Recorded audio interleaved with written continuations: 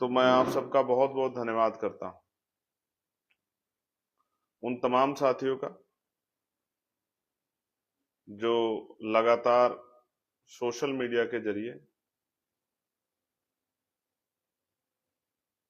हमारे इस मुहिम को, इस सम्मेलन को कामयाब करने में अपनी मदद दे रहे हैं। उन सब साथियों का, मुझे नहीं पता कहाँ रहते हैं, किस गली में रहते हैं, किस मोहल्ले में रहते हैं, किस गांव में रहते हैं, किस कस्बे में रहते हैं, किस कॉलोनी में रहते हैं, किस जिले में रहते हैं, किस प्रदेश में, लेकिन उनका बड़ा सहयोग मिल रहा है। हमारे जितने भी हमारे विषय उनको आगे बढ़ाने में एक बड़ा सहयोग उनका मिल रहा है। सर्वप्रथम तो मैं सभी महापुरुषों को नमन करता हूं, तथागत गौतम बुद्ध से लेके जगत गुरु सतगुरु रविदास जी महाराज, भगवान वाल्मीकि महाराज, गुरु नानक देव, संत कबीर, गुरु घासीदास जी, गुरु नारायण, गुरु संबंदास जी, और आधुनिक भारत जब गुलाम था, भारत, इस गुलाम भारत में सामाजिक न्याय के सबसे बड़े प्रोधा राष्ट्रपिता ज्योतिबा फूले, मां सावित्रीबाई फूले, मां फातिमा शेख, आरक्षण के जनक और समानता के प्रतीक पुरोधा छत्रपति साहू जी महाराज, महिलाओं के मुक्तिदाता और देश के संविधान निर्माता डॉक्टर बाबा साहब अम्बेडकर, उनके साथ साथ देश भर में सामाजिक परिवर्तन के आंदोलन को आगे बढ़ाने वाले महामना राम सुवर्मा, चौधरी महाराज सिंह भारती, सर छोटू राम, संतराम बी ए प्रजापति, ब्रह्मानंद लोधी जी, बाबू जगदेव प्रसाद कुशवाहा, जननायक कपूरी ठाकुर, बाबू शिवदयाल चौरसिया, मान्यवर दीना भाना वाल्मीकि साहब और मान्यवर काशी राम साहब, जो मेरे राजनीतिक गुरु और जिनसे मैंने मिशन का काम सीखा, मान्यवर काशीराम साहब, उनको भी नमन करता हूं। दो तीन इंपॉर्टेंट चीजें हैं। मैं सभी वीरांगनाओं को, माओ को याद करता हूं, मां पन्ना धाय को भी, मां अवंतिका बाई को भी, मां झलकारी बाई को भी, उदादेव पासी जी को भी, महाराजा लाखिन पासी, बिजली पासी जी को भी, स्वामी अछूतानंद जी को भी, बाबू जगजीवन राम जी को भी।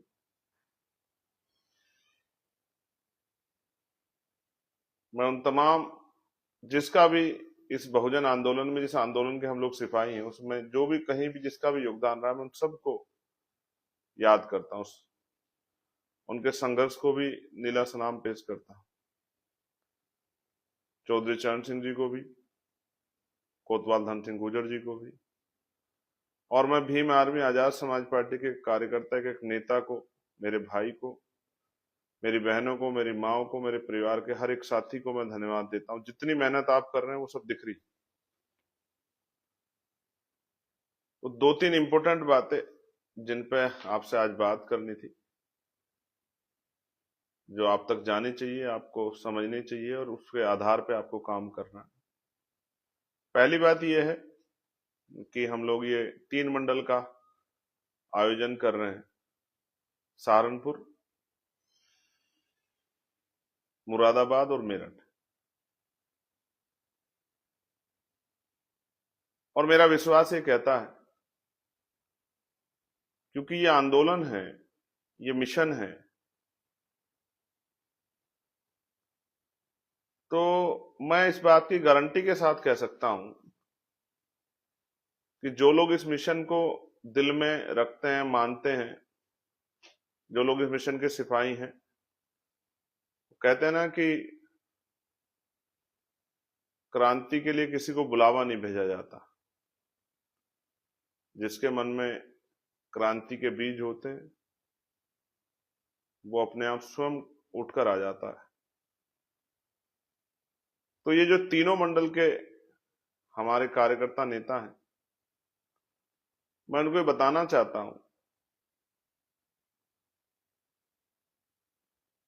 मेरे मन में जो चल रहा है वो आपको जानना चाहिए। पिछले कुछ दिनों में देश के अंदर तमाम अलग अलग तरह के आंदोलन चल रहे हैं। हालांकि जो अधिकार दलित पिछड़ों को मिले हैं उनके खिलाफ तो जिस दिन से मिले उस दिन से ही चल रहे हैं, लेकिन अब तो कहते हैं ना, सीमा पार हो गई है। कुछ लोग कह रहे हैं बाबा साहब अम्बेडकर संविधान निर्माता नहीं। हालांकि मैं उन छोटे छोटे जो इस तरह के ग्रुप्स हैं या इस तरह के लोग, मैं उन पर चर्चा नहीं करना चाहता, लेकिन कहते हैं ना, कोई चीज छोटी नहीं होती। अगर शुरू में उसको ना रोका गया तो उसके परिणाम घातक हो सकते हैं। एक मुहिम चली है, हालांकि मैं स्पष्ट कर दूं कि वो मुहिम, उससे कुछ होने वाला नहीं है, लेकिन वो मुहिम चलाई इसलिए गई है कि बाबा साहब अम्बेडकर को, जो सबसे बड़े राष्ट्र निर्माता भी हैं और राष्ट्र प्रेमी भी हैं, जिनके अंदर राष्ट्रवाद कूट कूट के भरा हुआ था, लेकिन उनके खिलाफ एक षड्यंत्र चल रहा है। और मैं इस समाज में का एक कार्यकर्ता होने के नाते, बहुजन समाज का, इस बात को समझता हूं। और ये सिर्फ बाबा साहब के खिलाफ नहीं, हमारे तमाम जितने भी लीडर्स हुए उनको एक जाति तक, धर्म तक, एक वर्ग तक सीमित किया गया। ये एक सोचा समझा षड्यंत्र है। हमारा कोई भी महानायक कमजोर वर्गों का कभी पूरे समाज का नायक नहीं बन पाया, पूरे देश का नायक नहीं बन पाया। ये हिस्टोरिकल है। उसमें कितने बड़े बड़े, चाहे वो नेता बहुजन समाज के प्राइम मिनिस्टर क्यों ना बने हो, चाहे उन्होंने देश की क्रांति में बिगुल क्यों ना फूंक दी हो, लेकिन वो राष्ट्र के नायक नहीं बन पाए। कोतवाल धन सिंह गुर्जर हो, उनको राष्ट्र के नायक ना बन जाए, नकारा गया। माता दीन वाल्मीकि हो, वो राष्ट्र के नायक नहीं बन पाए कभी। बड़े बड़े नामों में बाबू जगजीवन राम, चौधरी चरण सिंह जी, ताऊ देवीलाल जी, तमाम जो ये नाम हैं, ये जो राजनीति के भी शिखर पे रहे, लेकिन ये इनको बार बार ठुकराया गया। चाहे वो जननायक कपूरी ठाकुर हो, बाबू जगदेव प्रसाद कुशवाहा हो, मामना रामसु वर्मा हो, कि एक जातियों का ठेका दे दिया, एक जातियों के नेता है। ज्यादा से ज्यादा हिम्मत जुटा तो किसानों के नेता, लेकिन राष्ट्र के नेता प्राइम मिनिस्टर बनने के बाद भी नहीं बन पाए वो। तो इसलिए मैं समझता हूं कि एक मुहिम चलाई जा रही है संविधान को, और इस मुहिम के पीछे का षड्यंत्र बताता हूं। ये लोग बाबा साहब का कुछ नहीं कर सकते हैं, लेकिन जानबूझकर ये मुहिम इसलिए चला रहे हैं कि बाबा साहब की छवि को धूमिल कर सके। और जो बाबा साहब के नाम पे झंडा लेके खड़ा है, अपनी जान की बाजी लगा रहा है, उसके मन में ये भाव पैदा हो, क्योंकि उन्होंने सदियों से यही किया है। उन्होंने भाव पैदा किए हैं हमारे अंदर, निगेटिव भाव पैदा किए हैं, जिनकी वजह से हमें ये लगता है कि भाई हमें जो कुछ मिल रहा है ये दया पे मिल रहा है। सरकारें हमें बहुत कुछ दे रही हैं। सरकार अगर हमें रोटी दे रही है, कपड़ा दे रही है, गेहूं दे रही है, चावल दे रही है, या नौकरी रोजगार दे रही है, तो हमें लगता है, पेंशन दे रही, तो लगता है सरकार हमें दे रही है। तो हमारे मन में भाव रहते हैं कि हमारे हाथ फैले हुए हैं। लेकिन मैं स्पष्ट करना चाहता हूं, भारतीयों के टैक्स से सरकार चलती है। सरकार अपने घर से पैसा नहीं लाती जनता को देने के लिए। इसलिए मैं आपको ये बात बता रहा हूं कि ये जो षड्यंत्र है, तो जो लोग बाबा साहब को प्यार करते हैं वो लोग आए, बाबा साहब के लिए आए, माननीय काशीराम साहब के लिए आए, चौधरी चरण सिंह जी के लिए आए, राष्ट्रपिता ज्योतिबा फूले के लिए आए, छत्रपति साहू जी महाराज के लिए आए, आके और खड़े होके बताएं कि वो अब हम इस संघर्ष को करने के लिए तैयार हैं। बाबा साहब के सपनों को पूरा करने के लिए मां सावित्रीबाई फूले, मां रमाबाई, मां अहिल्याबाई, मामना रामसु वर्मा, इनके सपनों को, महापुरुषों के सपनों को पूरा करने के लिए इनके लिए आए, इनके आंदोलन को आगे बढ़ाने के लिए आए। इसलिए मैंने आपसे अपील की कि आप आए। और बड़ा सवाल यह है कि जो लोग नहीं आ पा रहे हैं, हालांकि मैं स्पष्ट कर दूं कि अभी तो 3 मंडल का कार्यक्रम है। इसके बाद जब अगले, ये तो पहला कार्यक्रम, ये पहला चरण है। मैं संविधान विरोधियों की बात बताना चाहता हूं कि वो कमर कस लें, कमर की पेटी बांध लें, क्योंकि जिस तरह आप संविधान को कमजोर करने के लिए हमारे अधिकारों को, चाहे वो आरक्षण हो, चाहे वो नौकरी रोजगार हो, उनको खत्म करने के लिए जिस तरह से आप षड्यंत्र कर रहे हैं, तो संविधान को प्रोटेक्शन करने के लिए, संविधान की को लागू कराने के लिए हमने कमर कस ली है। तो मैं संविधान विरोधियों को चैलेंज करके कह रहा हूं कि वो भी कमर कस लें, कमर की पेटी को बांध लें, क्योंकि ये तो पहला चरण है, ये तो शुरुआत है। ये तो समझिए जैसे किसान अपने खेत में बीज लगाता है ना, ये तो बीज लगा रहा हूं।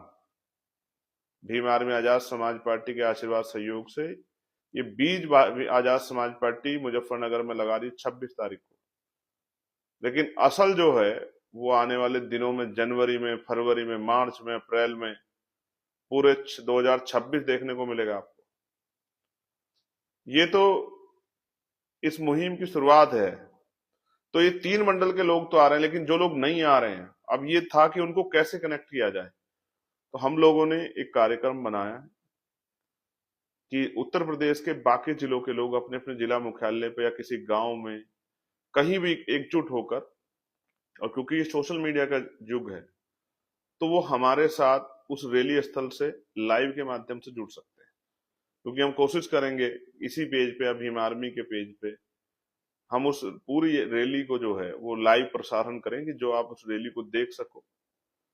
समझ सको कार्यक्रम कैसे होते हैं और कैसे जो है अपनी रैली को सफल बनाया जाता है, और किस तरह से जो है क्या क्या बात वहां रैली में कही गई, इस बात की जानकारी आप तक पहुंचे। क्योंकि मीडिया तो पता नहीं क्या पहुंचा देगा, कौन सा हिस्सा दिखाएगा, वही दिखाएगा जो उसको दिखाना है। लेकिन असल क्या क्या बातें कही गई और उत्तर प्रदेश में क्या क्या करना है, देश भर में क्या क्या करना है, ये बात आपको पता लगेगी उस रैली को लाइव देखने से। तो 3 बजे हम लोगों ने तय किया है कि 3 बजे हम लोग संविधान की प्रस्तावना की शपथ लेंगे। और ये हमारा रैली, महारैली का कार्यक्रम जो है वो तो है, लेकिन जो एक और मुहिम हम लोग चला रहे हैं, 50 लाख संविधान प्रेमियों को एक साथ, ये पूरे भारत में पहली बार हो रहा है कि 50 लाख संविधान प्रेमी, संविधान को मानने वाले लोग इस मुहिम से जुड़ेंगे, संविधान की रक्षा सुरक्षा की और संविधान को लागू कराने की। 50 लाख लोग इस मुहिम से जुड़ेंगे 3 बजे, जो संविधान की प्रस्तावना की शपथ ली जाएगी। क्योंकि जो लोग संविधान खत्म करने का आंदोलन चला रहे हैं, जो बाबा साहब के, महापुरुषों के, हमारे मिशन को कमजोर करने का आंदोलन चला रहे हैं, उन सब लोगों को मेरी खुली चेतावनी है कि 26 नवंबर संवैधानिक अधिकार बचाओ, भाईचारा बनाओ, जो ये सम्मेलन है, ये एक शुरुआत। भीम आर्मी के लोगों ने संघर्ष करके, भीम आर्मी के साथियों ने, आजाद समाज पार्टी के साथियों ने जमीन पे क्या तैयार किया है और जमीन के क्या भाव हैं, इसका आइडिया आपको इस कार्यक्रम के बाद होगा। इसलिए मैंने आपसे अपील की थी कि भाई,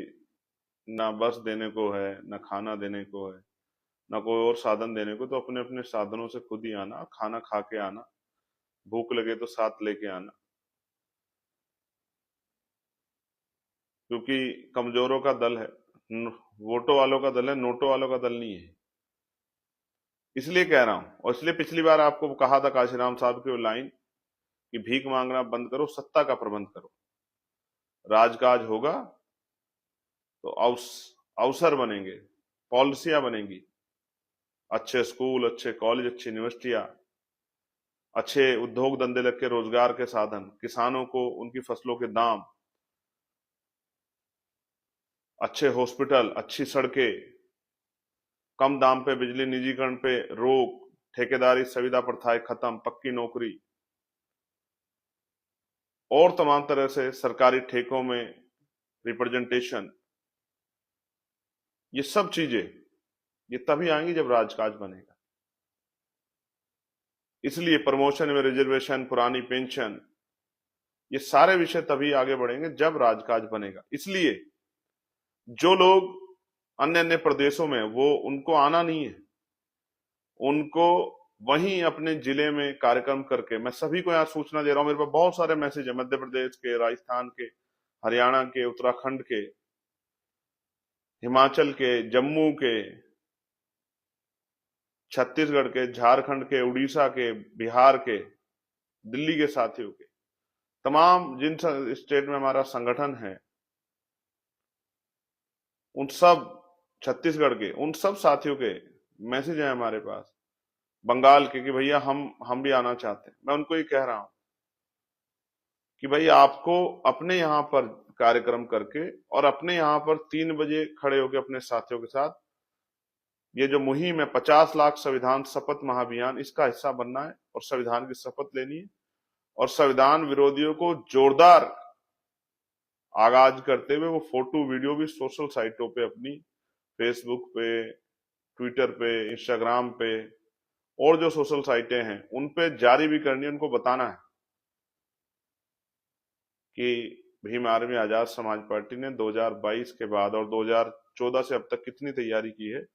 संविधान की रक्षा सुरक्षा करने की और संविधान को लागू कराने की।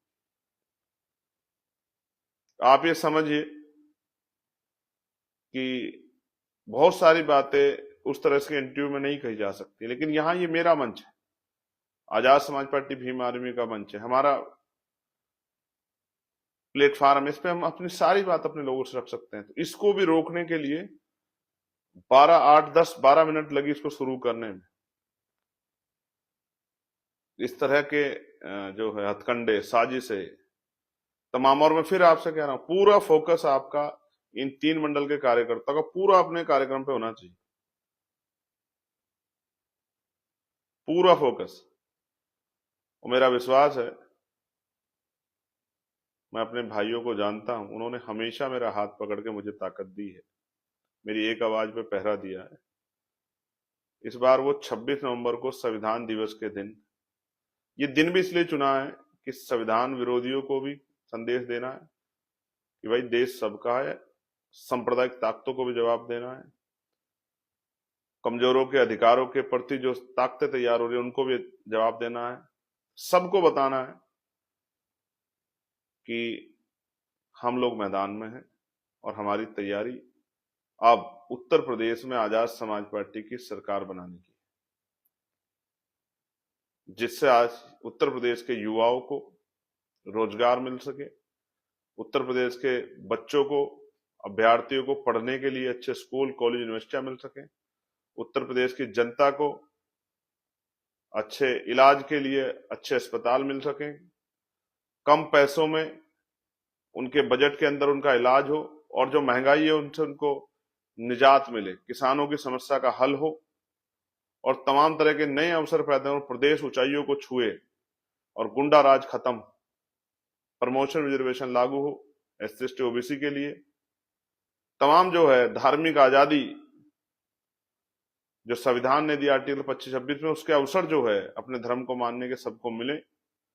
चाहे वो मुसलमान हो, चाहे वो सिख हो, चाहे वो जैन हो, चाहे वो बुद्धिस्ट हो, चाहे वो क्रिश्चियन हो, चाहे और जो है अन्य धर्म के लोग, तमाम, चाहे वो हिंदू, जो सबके लिए, सबको अपने अपने धर्म की आजादी मिले और विज्ञानवादी सोच डेवलप हो और उत्तर प्रदेश विकास के रास्ते पर आगे बढ़े, अपराध खत्म हो। इन सब चीजों, चाहे पुलिस के भाइयों की समस्या हो जिसको मैं लगातार उठाता हूं, चाहे होमगार्ड भाइयों की, आशा आंगनबाड़ी बहनों की, भोजन माताओं की, ग्राम पंचायत रोजगार सेवक जो हैं, अभी एसआईआर में बड़ी परेशानी हो रही है। मैंने खुद बात की बीएलओ से, आंगनबाड़ी बहनों से, टीचरों से मैंने बात की, जिस तरह का प्रेशर वो है, कितनी ही आंगनबाड़ी बहनों ने जो है, बीएलओ जो है, उन्होंने सुसाइड कर लिया है, कितनी परेशान है, रो रही है, नौकरी छोड़ने की बात कर रही है, तमाम तरह की पीड़ा में है, क्योंकि अचानक से उनके ऊपर थोप दिया गया है और रात को उनको जो है, जो टारगेट दिया उसको पूरा करने में उनको जो है रात के 12-1 बज जा रहे हैं, अपने परिवार का, अपने छोटे छोटे बच्चों का ख्याल नहीं रख पा रही। इसलिए मैंने इलेक्शन कमिश्नर को पत्र लिखा और 26 तारीख के बाद हम एसआईआर की मुहिम में जुटेंगे, सब लोग एक एक अपने वोट की रक्षा करेंगे। अभी भी हमारी टीमें काम कर रही हैं उन 3 जिलों मंडलों से अलग, लेकिन बाकी जिन महत्वपूर्ण जो बूथ वोट रक्षक लगाए वो लोग भी इन तीनों मंडलों में काम कर रहे हैं, बाकी लोग तो कर रहे हैं, लेकिन फिर एक युद्ध स्तर पे 4 तारीख से पहले हम लोग डट के एक एक वोट को अपनी उसकी रक्षा करने का काम करेंगे, क्योंकि जब वोट रहेगी और वोट के आधार पर लोकतंत्र में शक्ति का निर्माण होगा, तभी बदलाव होगा। तो मैं आज आपको सिर्फ ये बताना चाह रहा था कि 26 नवंबर का जो दिन है वो ऐतिहासिक है, क्योंकि संविधान का निर्माण हुआ था, और 26 नवंबर संविधान की रक्षा के लिए 50 लाख संविधान शपथ महाअभियान की शुरुआत, और इसका ये पहला चरण। उसके बाद आगे आगे देखिए होता है क्या। अभी तो कुछ लोगों को ये भी वो है घमंड के हम बहुत बड़े राजनीतिक लोग हैं, हमारे में बहुत बड़ी संस्थाएं, हमने तमाम लोगों को कैप्चर कर लिया है। अभी तो हम लोग मैदान में आए हैं सर, अभी तो आगे आगे देखिए होता है क्या, अब तो शुरुआत हुई। तो पुनः मैं आपका धन्यवाद करता हूं। और जो हमारे प्रदेश अध्यक्ष हैं, जिलों के अध्यक्ष हैं, उत्तर प्रदेश का लेटर तो जारी हो गया है, लेकिन बाकी जो प्रदेश है जहां जहां से लगातार हुआ, इसलिए ये लाइव बनाना पड़ा कि भाई आपको सूचना मिल जाए। आप सब लोग जो हैं अपने अपने जिलों में कार्यक्रम करके, अपने अपने क्षेत्रों में कार्यक्रम, अपने प्रदेशों में कार्यक्रम करके 3 बजे, मेरा पूरा प्रयास रहेगा 2:50 से और 3:10 के अंदर इस संविधान की शपथ को हम लोग कराएंगे। एग्जैक्ट 3 बजे का मेरा व्यक्तिगत कार्यक्रम मैं सोचता हूं हम लोगों ने बनाया है। 3 बजे हम लोग संविधान की प्रस्तावना की शपथ लेंगे, और उसको उसकी जो है कितने लोग संविधान प्रेमी जुड़ गए इसके अभी डेटा जो है वो सोशल साइटों के जरिए जारी करेंगे, और आप सब लोग अपने अपने यहाँ जुड़े और जुड़ के संविधान की शपथ लें और इस लक्ष्य को पूरा करें, और एक हाथ मिला के एक दूसरे के साथ आगे बढ़े। और जितने साथी यहाँ काम कर रहे हैं, गांव गांव जाकर प्रचार कर रहे हैं, मैं उनका दिल के गहराई से धन्यवाद करता हूँ। मैं ये मानता भी और जानता हूँ कि पार्टी का कार्यकर्ता ही पार्टी की रीढ़ होता है। मैं तो आपका सबसे छोटा कार्यकर्ता हूँ, और जितने हमारे बड़े कार्यकर्ता मेहनत जाके कर रहे हैं मैं उन सबका धन्यवाद देता हूँ। मगर मैं उनको बताना चाहता हूँ कि आज की आपकी मेहनत कल महापुरुषों के सपने को पूरा करने में बहुत बड़ा योगदान देगी, ऐसा मेरा विश्वास है। मैं आपका भाई एडवोकेट चंद्रशेखर आजाद, मिलते हैं 26 नवंबर, संवैधानिक अधिकार बचाओ भाईचारा बनाओ महासम्मेलन, जीआईसी ग्राउंड मुजफ्फरनगर। धन्यवाद। जय भीम, जय भारत, जय संविधान, जय मंडल, जय जोहार, जय जवान, जय किसान, जय विज्ञान। मुलाकात होगी और आपका इंतजार रहेगा, और उम्मीद है कि ऐतिहासिक होगी महासम्मेलन, और आपकी मेहनत जो है वो कामयाब होगी। धन्यवाद। आप सबके लिए मंगल कामना।